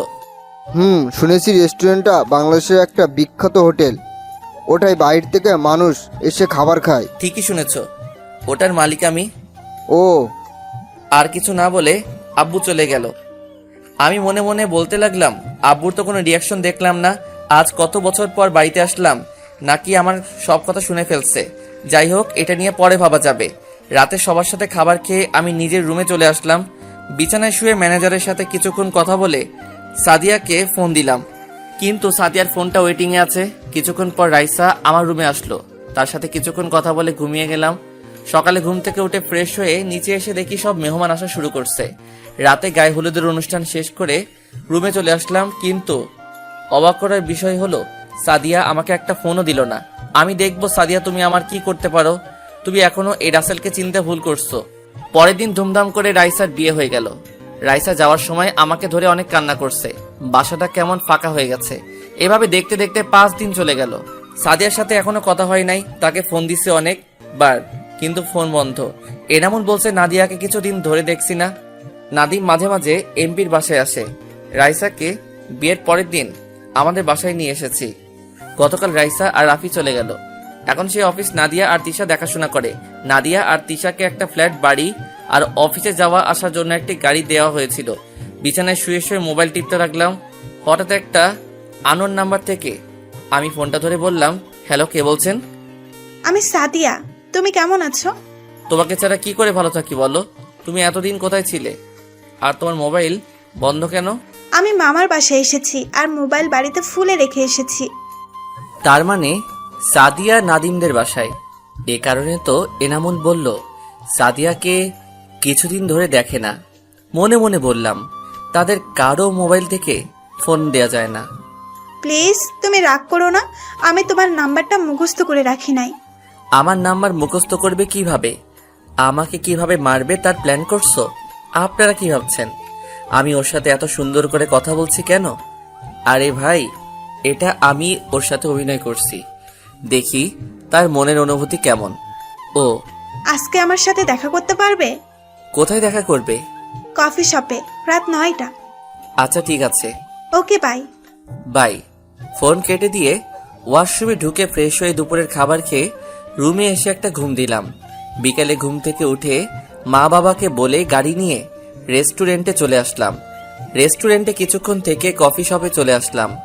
আমি একটা টেবিলে গিয়ে বসলাম। কিছুক্ষণ পর দেখি সাদিয়া আসলো। আমি বুঝি না এই মেয়েটা আমাকে কি পাগল করে ছাড়বে। সাদিয়াকে আজকে এত সুন্দর লাগছে যা বলে বোঝাতে পারবো না, কিন্তু ওর এই রূপের পিছনে যে কত বড় শয়তান লুকিয়ে আছে সেটা একমাত্র আমি জানি। একটু দাঁড়াও তো। কেন? তোমাকে বলছে দাঁড়াতে। আমি আর কোনো কথা না বলে দাঁড়িয়ে গেলাম। দাঁড়ানোর সাথে সাথে সাদিয়া আমাকে জড়িয়ে ধরলো। এই, তুমি কি করছো? সবাই তাকিয়ে আছে। দেখলে দেখুক, আমার কিছু যায় আসে না। কতদিন পর তোমার সাথে দেখা, তাই তোমাকে জড়িয়ে ধরলাম। ঠিক আছে, এবার ছাড়ো। হুম। সাদিয়া আমাকে ছেড়ে দিয়ে একটা চেয়ার টেনে বসলো। দুজনে কফি খেতে খেতে কথা বলছি। কফি খাওয়া শেষ করে বাহিরে আসার পর সাদিয়া বলল, আমাকে একটু বাসায় নামিয়ে দিয়ে আসো, আজকে আমি গাড়ি নিয়ে আসি নাই। ঠিক আছে আসো। তারপর দুজনে গাড়িতে উঠে যেতে লাগলাম। সাদিয়া আমার ঘাড়ে মাথা দিয়ে রাখলো। সাদিয়ার দিকে তাকালে বোঝা যায় সে কিছু জানে না। গাড়ি চালাতে চালাতে হঠাৎ দেখি 2-3টা গাছের গুড়ি রাস্তার মাঝখানে পড়ে আছে। আমি সাদিয়ার দিকে তাকিয়ে দেখি ঘুমিয়ে পড়েছে। আমি তাকে সিটে সুন্দর করে রেখে একটা মুচকি হাসি দিয়ে গাড়ি থেকে বের হয়ে আসলাম। গাড়ি থেকে নামার সাথে সাথে আমার চারপাশে কিছু ছেলে ঘেরাও করে ফেলছে। তাদের হাতের দিকে তাকিয়ে দেখি লাঠি, ছুরি আরও ইত্যাদি সামগ্রী। তোরা আমাকে এভাবে ঘেরাও করছিস কেন? আমি বলছি তাই। ওহ তুই? আমি তোকে আর তোর বোনকে মারতে আমি অনেক লোক পাঠিয়েছি, কিন্তু তারা কিছু করতে পারে না। তোদের মারতে গিয়ে আমার অনেক লোক মার খেয়েছে। তুই এখন আমাকে মারবি? সেটা তুই কখনো পারবি না, কারণ তুই এই রাসেলকে এখনো চিনতে পারিস নাই। আমার কোনো দোষ নেই, তারপর তুই আমাকে মারতে আসলি। তোর কারণে আমার একমাত্র বোন গলায় দড়ি মরেছে, তারপর তুই বলছিস তোর কোনো দোষ নেই। আমি তো তোর বোনকে গলায় দড়ি দিতে বলি নাই। আমি তাকে শুধু বলছি ওকে আমি ভালোবাসতে পারবো না। তুই আমার বোনকে ভালোবাসিস নাই কেন? ওর কোন দিক দিয়ে কম ছিল? চেহারায়, গাড়ি বাড়ি সব কিছুই তো ছিল। তোর বোনকে আমি ভালোবাসি নাই এই কারণে যে তোর বোন ছিল একটা অহংকারী মেয়ে। তোর বোন গরিবকে মানুষ মনে করতো না, তাদের উপর অন্যায় অত্যাচার করত। এই কারণে তুই অনেক বড় ভুল করে ফেলেছিস। এখন তোকে মেরে আমার বোনের হত্যাকারীর প্রতিশোধ নিব। সেটা তুই কখনো পারবি না। ও মা, তাই নাকি? তাই জানো। আমার হাতে এটা কি দেখছিস? তোর কারণে আমার মামাতো বোন রিয়া গলায় দড়ি দিছে, তোকে আমি বাঁচিয়ে রেখি কিভাবে? এবার আমি বলি, তুমি শোনো। আমি জানি সাদিয়া তুমি আমাকে ভালোবাসো নাই, আর তুমি এটাও জানো আমি একজন মন্ত্রীর ছেলে। আমাকে মারার জন্য তুমি আমার সাথে প্রেমের অভিনয় করছো। ঠিকই ধরেছিস, আমি কখনো তোকে ভালোবাসি নাই। আমি বিদেশ থেকে পড়াশোনা শেষ করে বাড়িতে আসার পর নাদিম আমাকে সবকিছু খুলে বলেছে। তারপর আমি তোকে মারার প্ল্যান করি। আমার জন্মদিনে তোকে দেখে আমি তো অবাক হয়ে গেলাম। তারপর তোর সাথে নিজেই গিয়ে কথা বললাম। তোর রেস্টুরেন্টে গিয়ে তোর দিকে তাকিয়ে থাকতাম যেন তুই বুঝতে পারিস আমি তোকে পছন্দ করি। পরে তুই নিজে এসে আমাকে ভালোবাসার কথা বলছিস। তোকে মারার জন্য অনেক প্ল্যান করছি, কিন্তু কোনো কাজ হয় নাই। তারপর নাদিমকে ফোন দিয়ে দেশে আসতে বললাম। তোকে চিনতে পেরেছি। নাদিম আমাকে তোর একটা ছবি পাঠিয়েছে। তোর বোনকে মারতে চেয়েছি, কিন্তু তোর বোনের চারপাশে তুই লোক লাগিয়ে রেখেছিস, তাই তাকে কিছু করতে পারি নাই। এখন তোকে মারবো, তারপর রিয়ার আত্মা শান্তি পাবে। বলে আমাকে গুলি করে দিল। আমি তাকিয়ে দেখি নাদিম আমাকে গুলি করছে। সাদিয়া দাঁড়িয়ে দাঁড়িয়ে হাসতে আছে। কিন্তু অবাক করার বিষয় হলো এনামুল আর তার লোকের কি হলো?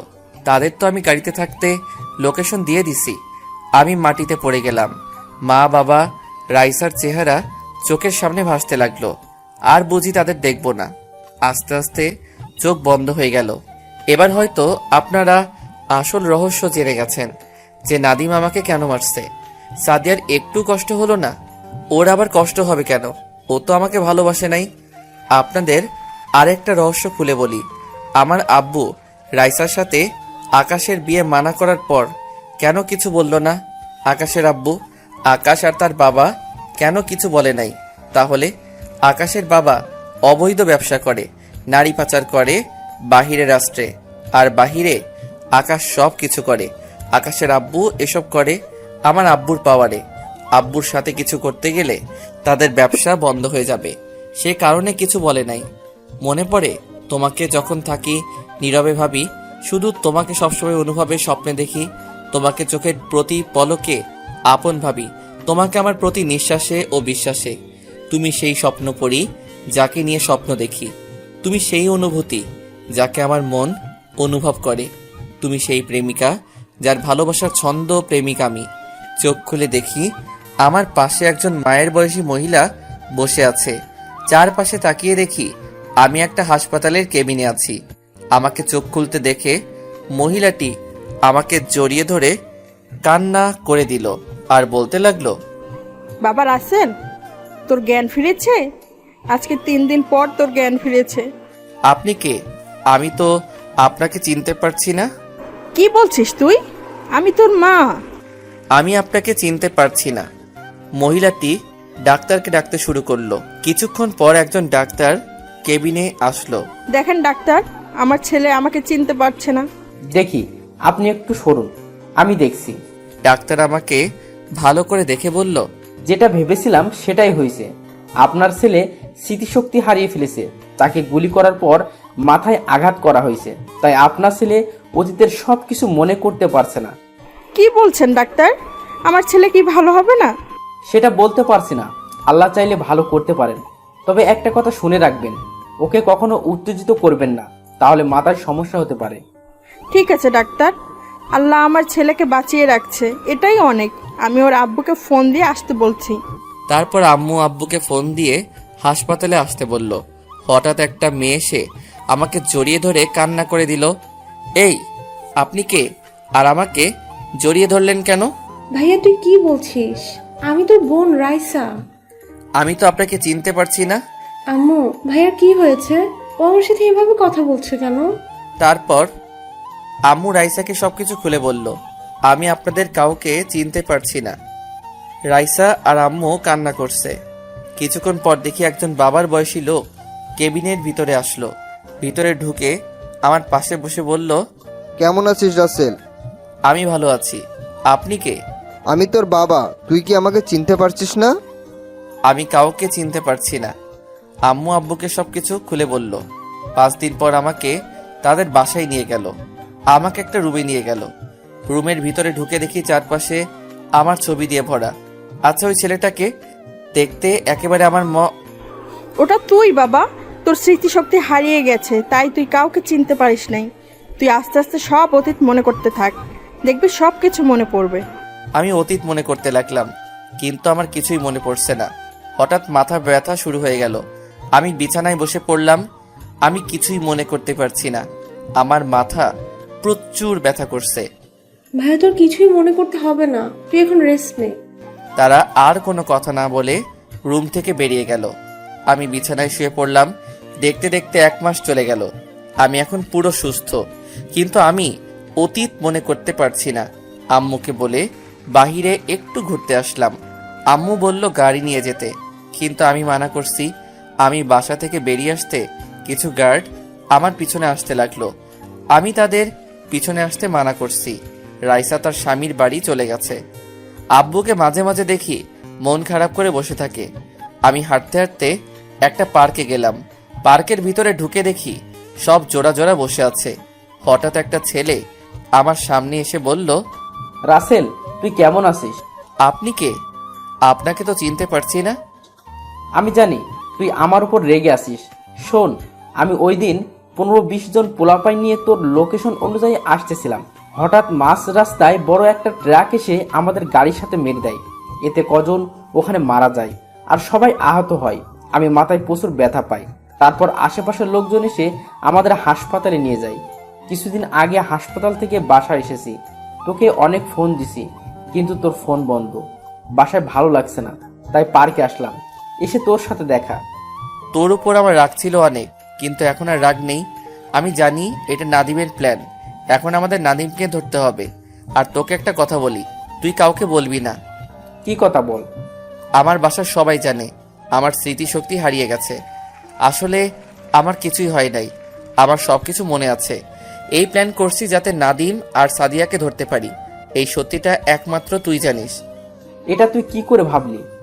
যেদিন সবাই জানে আমার জ্ঞান ফিরেছে, আসলে সেই দিন আমার জ্ঞান ফিরে নাই। আমার আগের দিন রাতে জ্ঞান ফিরেছে। আমি ডাক্তারের সাথে প্ল্যান করি। ডাক্তার যেন আমার বাবা মার কাছে বলে আমার স্মৃতিশক্তি হারিয়ে গেছে। এটা তুই কিভাবে করলি? আমি জানি নাদিম আর সাদিয়া যদি জানতে পারে আমি এখনো বেঁচে আছি, তাহলে আমাকে মারার জন্য আবার আসবে। কিন্তু আমি তাদের সাথে অভিনয় করে যাব, তাদের নিজের আয়ত্তে এনে কঠিন শাস্তি দিব। তুই তাদের সাথে মিলবি কিভাবে? ওরা তো তোকে দেখলে মারার জন্য আসবে। মিলার একমাত্র উপায় হলো সাদিয়া। তাকে কিডন্যাপ করলে মিলা সম্ভব। কিন্তু তাকে কিভাবে কিডন্যাপ করবি? একটা প্ল্যান বের করতে হবে যাতে সাদিয়াকে কিডন্যাপ করতে পারি। তোর পোলাপাইন এখন কেমন আছে? আর তোর কত পোলাপাইন আছে বর্তমানে? আমার তো এখনো অনেক পোলাপাইন আছে। ঠিক আছে, আমি তোর সাথে রাতে কথা বলবো। আমি এখন মার্কেট থেকে মোবাইল কিনে বাসায় যাব। বেশি দেরি হলে আব্বু আম্মু চিন্তা করবে। ঠিক আছে, যা। আমি আর কোনো কথা না বলে মার্কেটে চলে গেলাম। মার্কেট থেকে মোবাইলটা কিনে বাসায় চলে আসলাম। কলিং বেল চাপ দেওয়ার পর আম্মু এসে দরজা খুলে দিল। আমাকে বলছে এতক্ষণ কোথায় ছিলাম। আমি বলছি পার্কে কিছুক্ষণ ঘুরছিলাম। আরও কিছুক্ষণ কথা বলে রুমে চলে আসলাম। রুমে এসে নতুন সিম কার্ড মোবাইলে ঢুকালাম। মোবাইল চালু করে সবকিছু ঠিক করে রেখে দিলাম। তারপর ওয়াশরুমে ঢুকে ফ্রেশ হয়ে দুপুরের খাবার খেয়ে রুমে চলে আসলাম। দেখতে দেখতে আরও কিছুদিন চলে গেল। আমরা একটা প্ল্যান করে রাখছি কিভাবে সাদিয়াকে কিডন্যাপ করা যায়, কিন্তু সাদিয়া আর নাদিমকে কোথাও খুঁজে পাচ্ছি না। এমপির বাড়ির চারপাশে লোক লাগিয়ে রাখছি, আর নাদিমের বাড়ির চারপাশে যদি তাদের দেখে তাহলে যেন আমাকে খবর দেয়। নিজের রেস্টুরেন্টে যাই না, আমাকে রেস্টুরেন্টে যদি নাদিমের লোক দেখে তাহলে সমস্যা হতে পারে। কিন্তু ম্যানেজারের সাথে আমি ফোনে কথা বলি। নিজের রেস্টুরেন্টে যাই না, আমাকে রেস্টুরেন্টে যদি নাদিমের লোক দেখে তাহলে সমস্যা হতে পারে, কিন্তু ম্যানেজারের সাথে আমি ফোনে কথা বলি। রাতে সবাই মিলে খাবার খেলাম। আব্বু অল্প খাবার খেয়ে রুমে চলে গেল। আমিও খাবার খেয়ে রুমে চলে আসলাম। রুমে এসে বিছানায় শুয়ে ভাবতে লাগলাম আব্বুর কি হয়েছে, আমাকে জানতে হবে। কিছুক্ষণ পর পানির পিপাসা পেয়েছে, তাই রুম থেকে বেরিয়ে আব্বু আম্মু রুমের সামনে যেতেই আব্বু আম্মু কি বিষয় নিয়ে কথা বলছে, তাই আমি দরজার পাশে দাঁড়িয়ে শুনতে লাগলাম। আমি এখন কি করব রাসেলের আম্মু? মোশাররফ আমাকে বলেছে যদি তাকে এবার এমপি বানিয়ে না দিই তাহলে সে আমার অনেক বড় ক্ষতি করবে। আমি জানি মোশাররফ ভালো না, সে অবৈধ কাজ করে। তুমি ওকে আইনের আওতায় নিয়ে আসো। ওকে যদি আইনের হাতে তুলে দিই তাহলে ওকে বের করে নিয়ে আসবে, আর জেল থেকে বেরিয়ে আসলে আমার ক্ষতি করবে, কারণ ওর হাত অনেক বড়, ওর অনেক বড় বড় লোকের সাথে হাত আছে। তাহলে এখন তুমি কি করবে? রাসেল যদি স্মৃতিশক্তি না হারাতো তাহলে ওকে বললে সব মিটিয়ে নিত। আমি জানি রাসেল পারে না এমন কোনো কাজ নেই। সব থেকে বড় কথা হলো রাসেলের অতীত কিছুই মনে নেই। যদি ওকে ভুলিয়ে ভালিয়ে নিয়ে মেরে ফেলে তাহলে আমরা কাকে নিয়ে বাঁচবো? আমি বলি কি তুমি ওর কথায় রাজি হয়ে যাও। আমি আমাদের একমাত্র ছেলেকে হারাতে পারবো না। আমার কিছুই করতে পারবে না। রাসেল তুমি? রুমে ঢুকে বললাম আমি এতক্ষণ দরজার পাশে দাঁড়িয়ে তোমাদের সব কথা শুনলাম। তুমি কোনো চিন্তা করো না, আমি সবকিছু দেখে নিব। তোমার বন্ধুকে যদি এমপি বানিয়ে দাও তাহলে সে দেশের অবস্থা খারাপ করে ফেলবে। আর একটা সত্যি কথা তোমরা জানো না। কি কথা? আমার স্মৃতিশক্তি হারাই নাই, আমি তোমাদের কাছে মিথ্যা বলেছি। আমি ডাক্তারকে বলে এই অভিনয় করছি। কেন করছিস? আমাকে যে মেরে হাসপাতালে পাঠিয়েছে তাকে ধরার জন্য। কে তোকে মেরেছে? সেটা তোমাদের না জানলেও চলবে। একটা কথা মনে রেখো, তোমার ছেলেকে কেউ কিছু করতে পারবে না। বলে নিজের রুমে চলে আসলাম। তারপর এনামুলকে ফোন দিলাম। তার সাথে কিছুক্ষণ কথা বলে ঘুমিয়ে গেলাম। এনামুলের সাথে কি কথা বলেছি তা পরে জানতে পারবেন। সকালে ঘুম থেকে উঠে ফ্রেশ হয়ে রেডি হয়ে নিচে চলে আসলাম। এসে দেখি আব্বু আম্মু আমার জন্য বসে আছে। আমি একটা চেয়ার টেনে বসলাম। আব্বু, তোমার সাথে কিছু কথা আছে। কি কথা বল? আমাদের সব কোম্পানি আমি এখন থেকে দেখব। তুমি দেখবে কেন? ওগুলো তো ম্যানেজার দেখে রাখছে। আমি জানি তোমার বন্ধু আমাদের কোম্পানির মধ্যে হাত বাড়াবে। সে চাইবে আমাদের কোম্পানি নিজের আয়ত্তে রাখতে। তুই যেটা ভালো মনে করিস কর, আমি তো দেশের কাজ করেই সময় পাই না। ঠিক আছে আব্বু। তারপর নাস্তা করে বাহিরে এসে গাড়ি নিয়ে প্রথমে রাইসা যে অফিস চালাতো আগে সেই অফিসে গেলাম। অফিসের ভিতরে ঢোকার সাথে সাথে সবাই দাঁড়িয়ে সালাম দিল। সবাইকে বসতে বলে নিজের কেবিনে চলে গেলাম। চেয়ারে বসে নাদিয়া তিশাকে আমার কেবিনে আসতে বললাম। কিছুক্ষণ পর ওরা দুজনে আমার কেবিনে অনুমতি নিয়ে ঢুকলো। বসো। কেমন আছেন স্যার? প্রথমে আমাকে স্যার বলা যাবে না, আমাকে তুমি করে এবং নাম ধরে ডাকবে। ঠিক আছে। তা অফিস কেমন চলছে? ভালো চলছে। আমরা দুজনেই সব কিছু দেখে রাখছি। গুড। আমাদের একটা পোস্ট খালি আছে, ওখানে একজন মেয়ে লাগে, তাই 4-5 জন মেয়ে আসছে ইন্টারভিউ দেওয়ার জন্য। এখন কি পাঠিয়ে দিব তোমার রুমে? ঠিক আছে, একজন করে পাঠিয়ে দাও। আমি বেশি সময় দিতে পারবো না, সবগুলো কোম্পানিতে যেতে হবে। ঠিক আছে, আমরা পাঠিয়ে দিচ্ছি। নাদিয়া আর তিশা কেবিন থেকে বেরিয়ে একজন করে পাঠিয়ে দিতে লাগলো। 4 জনের ইন্টারভিউ নেওয়া শেষ, এখন একজন বাকি। আমি মাথা নিচু করে ফাইলের কাজ করতে আসি। May I come in sir? আসুন। আপনার সার্টিফিকেটগুলো দেন। যেই না মেয়েটার থেকে সার্টিফিকেটগুলো নিব তার দিকে তাকিয়ে আমি তো অবাক হয়ে গেলাম। কি ভাবছেন সাদিয়া? আরে না, মিতু, যে মেয়ে আমাকে ধোকা দিয়ে অন্য ছেলেকে ভালোবাসলো। রাসেল, তুমি? How dare you! বসের সাথে কিভাবে কথা বলতে হয় সেটা মনে হয় আপনার জানা নেই। আমাকে স্যার বলে ডাকবেন। Sorry sir. ঠিক আছে, এবার আপনি আসতে পারেন। মিতু আমার হাত ধরে কান্না করে বলতে লাগলো, প্লিজ স্যার, আমার এই চাকরিটা অনেক দরকার। তা না হলে বাবা মাকে নিয়ে রাস্তায় নামতে হবে। রাস্তায় নামতে হবে কেন? আপনি তো অনেক টাকার মালিক ছিলেন। ছিলাম, এখন নেই, কারণ ম্যানেজার আমাদের কোম্পানিটা নিজের করে নিয়েছে। আব্বু ম্যানেজারকে অনেক বিশ্বাস করত, কিন্তু ম্যানেজার যে সব কিছু নিজে করে নেবে সেটা আব্বু ভাবতেই পারিনি। তা আপনার বয়ফ্রেন্ড কোথায়? ও, এখন তো মনে হয় বিয়ে করে ফেলছেন। আমাকে ছেড়ে চলে গেছে। যতক্ষণ আমার টাকা ছিল ততক্ষণ আমার পাশেই ছিল। যে সময় আমাদের সব হারিয়ে ফেলেছি তখন আমাদের ছেড়ে চলে গেছে। একটা কথা মনে রেখো, টাকা দেখে কখনো ভালোবেসো না। আজকাল টাকা থাকলে সত্যিকারের ভালোবাসা পাওয়া যায় না। ভালোবাসলে মনের মতো একজনকে দেখে ভালোবাসো। আমি আবার বললাম, ঠিক আছে, তোমাকে আমি চাকরিটা দিলাম, আর তুমি চাইলে আজকে থেকে জয়েন করতে পারো। ঠিক টাইমে অফিস আসতে হবে। তোমার বেতন 30,000 টাকা। কাজ ভালো দেখলে বাড়িয়ে দেওয়া হবে, আর তোমার অগ্রিম মাসের বেতন দিয়ে দেওয়া হলো। মিতু চেয়ার থেকে উঠে আমাকে জড়িয়ে ধরলো আর বলতে লাগলো, আপনি আমায় অনেক বড় উপকার করলেন। আপনার মনে আমি অনেক কষ্ট দিছি, তারপরও আপনি আমাকে চাকরি দিলেন। আমি তো আর সব বড়লোক ছেলের মতো নই। আর একটা কথা তুমি জেনে নাও, আমি বর্তমানে মন্ত্রীর ছেলে। আমার সবকিছু ছিল, কিন্তু তোমাকে বলি নাই। আমি চেয়েছি নিজের পায়ে দাঁড়িয়ে তোমাকে সবকিছু বলবো, কিন্তু তার আগে তুমি অন্য আরেকটা ছেলের সাথে প্রেম করছো। আমার ভুল হয়ে গেছে, আমাকে আপনি মাফ করে দিয়েন। আমি তোমাকে মাফ করে দিছি তোমার বাবা মার দিকে তাকিয়ে। ঠিক আছে, এখন কি কাজ করবে, নাকি বাসায় চলে যাবে? বাসায় যেতে হবে, আব্বুর জন্য ঔষধ নিয়ে যেতে হবে। কি হয়েছে তোমার আব্বুর?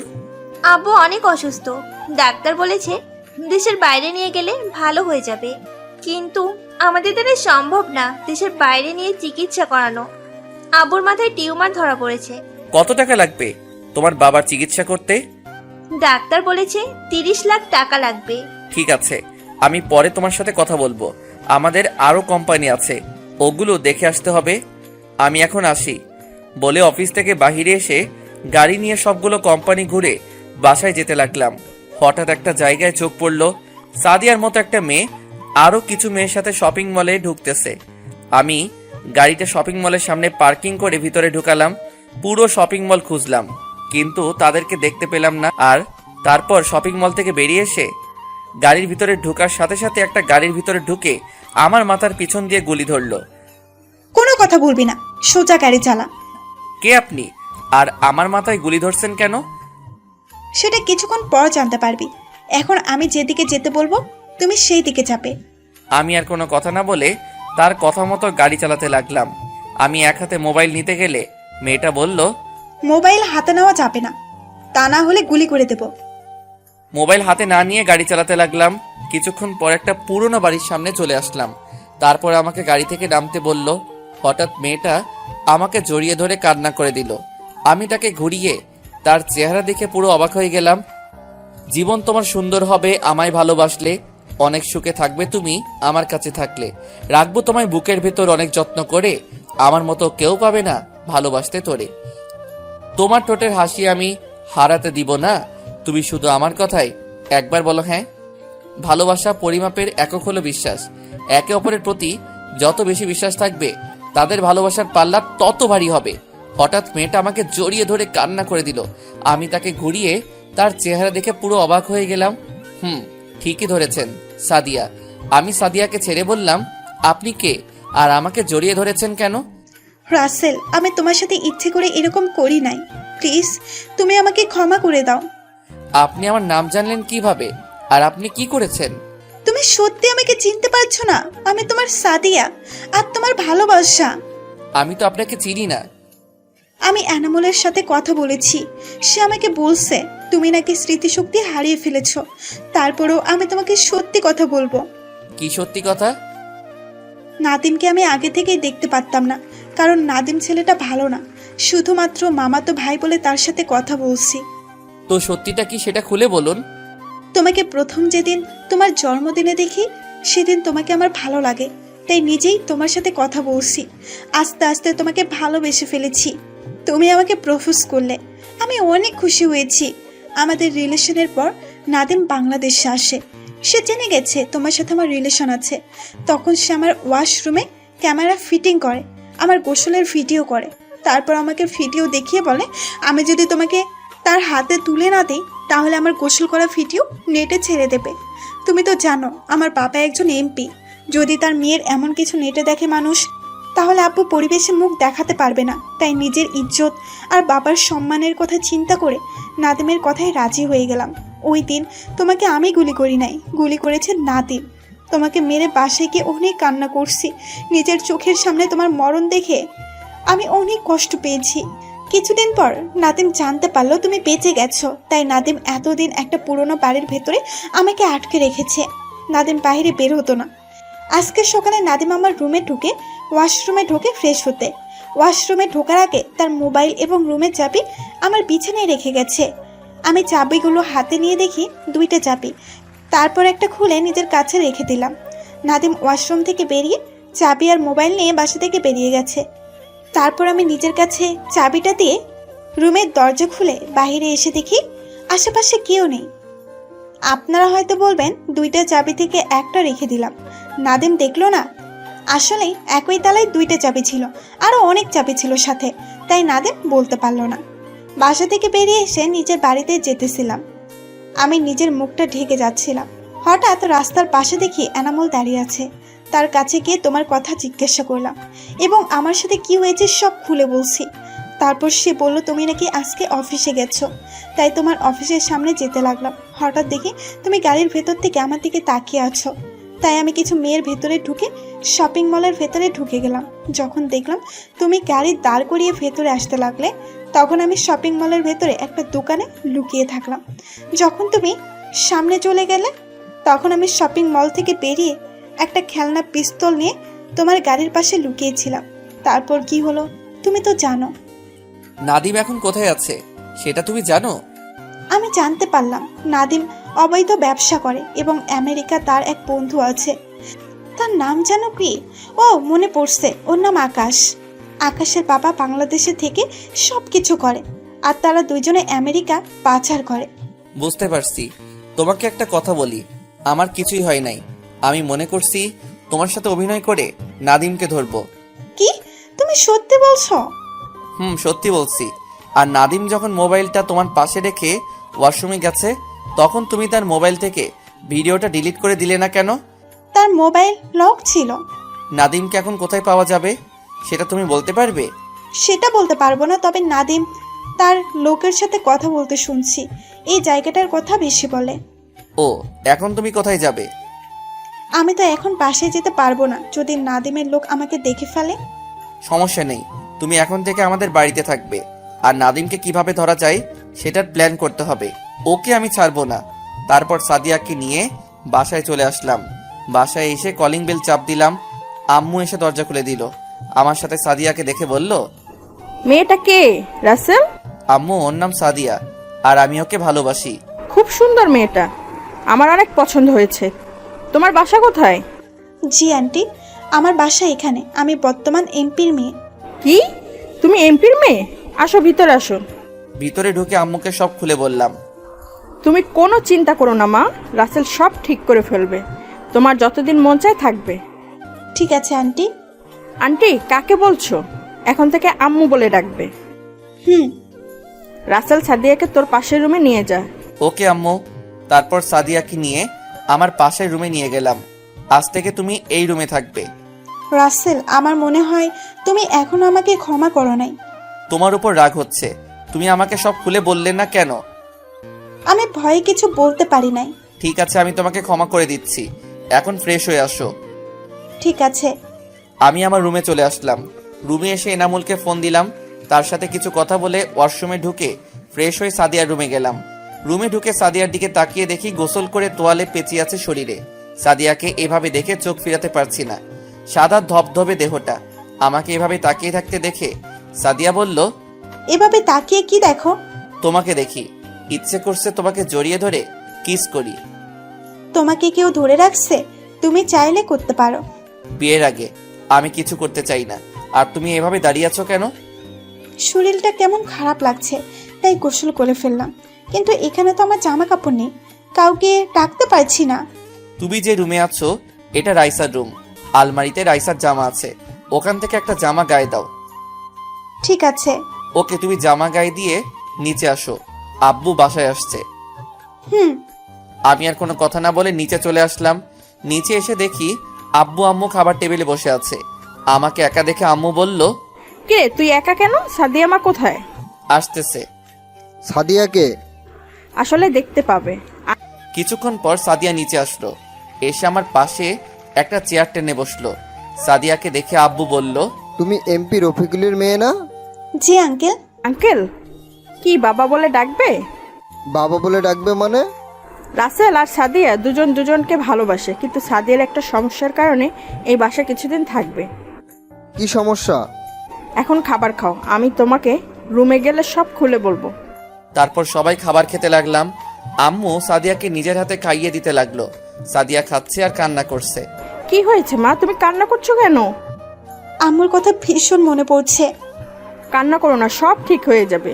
তারপর তুমি বাসায় যেতে পারবে। খাওয়া দাওয়া করে রুমে চলে আসলাম। রুমে এসে বিছানায় শুয়ে মোবাইল টিপতে লাগলাম। হঠাৎ এনামুল ফোন দিল। বল। তুই একটু বাইরে আসতে পারবি? তোর সাথে কিছু কথা আছে। ঠিক আছে, আমি আসছি। তুই কোথায় আছিস? আমার গোডাউনে চলে আয়। ঠিক আছে, আমি এখনই আসছি। আমি একটা শার্ট গায়ে দিয়ে রুম থেকে বেরিয়ে আসলাম। কাউকে কিছু বলি নাই। আব্বু আম্মু তাদের রুমে ছিল।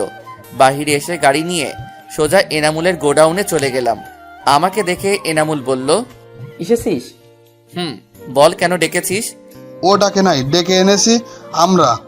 আমি পিছনে তাকিয়ে দেখি নাদিম, আকাশ এবং আব্বুর বন্ধু। তখন আমি এনামুলের দিকে তাকালাম। রাসেল, বিশ্বাস কর, আমি তোকে ডাকতে চাইনি। ওরা আমার বোনকে আটকে রেখেছে। ওরা বলছে তোকে যদি এখানে না নিয়ে আসি তাহলে আমার বোনকে নষ্ট করে মেরে ফেলবে, তাই বাধ্য হয়ে তোকে আসতে বললাম। রাগ তোর পেঁচাল, মনে করছিস তোর বোনকে বিয়ে করে তোদের সব সম্পত্তি আমাদের করে নিব, কিন্তু তুই তা হতে দিলি না।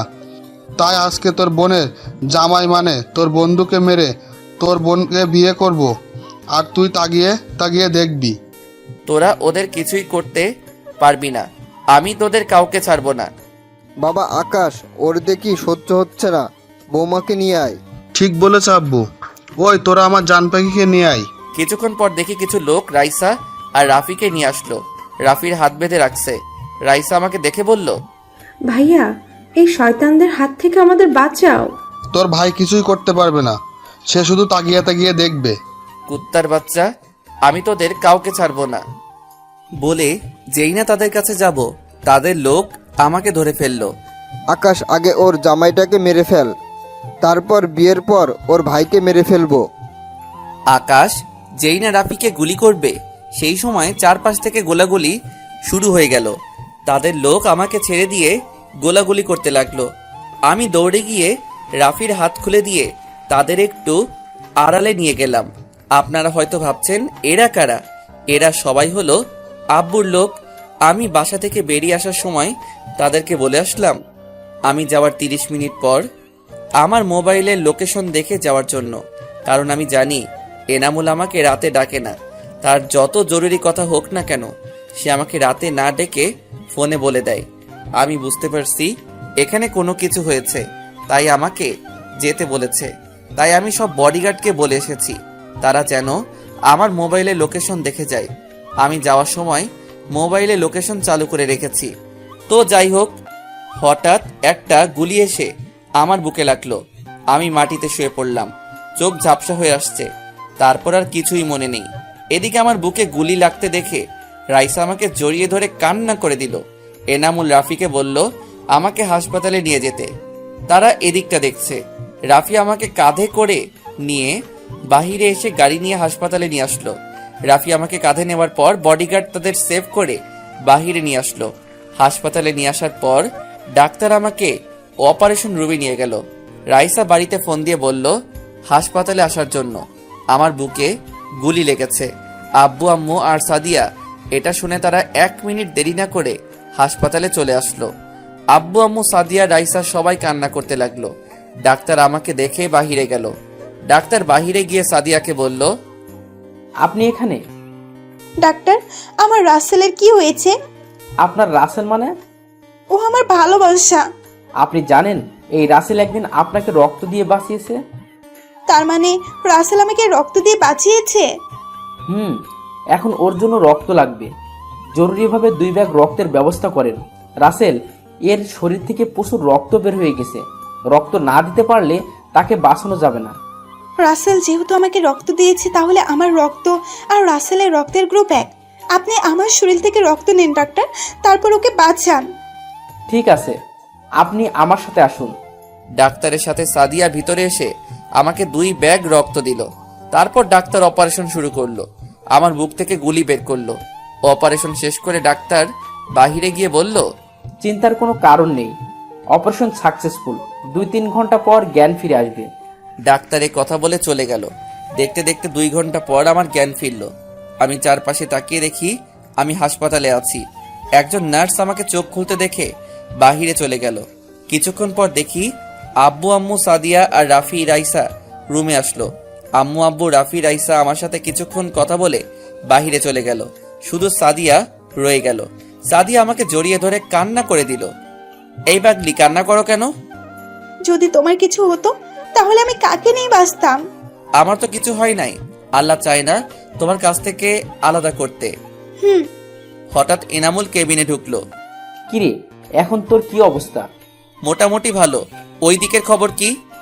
3 মেরে টুকরো টুকরো করে বস্তায় ভরে নদীতে ভাসিয়ে দিছি, আর তাদের অবৈধ সব গোডাউনে আগুন ধরিয়ে দিছি।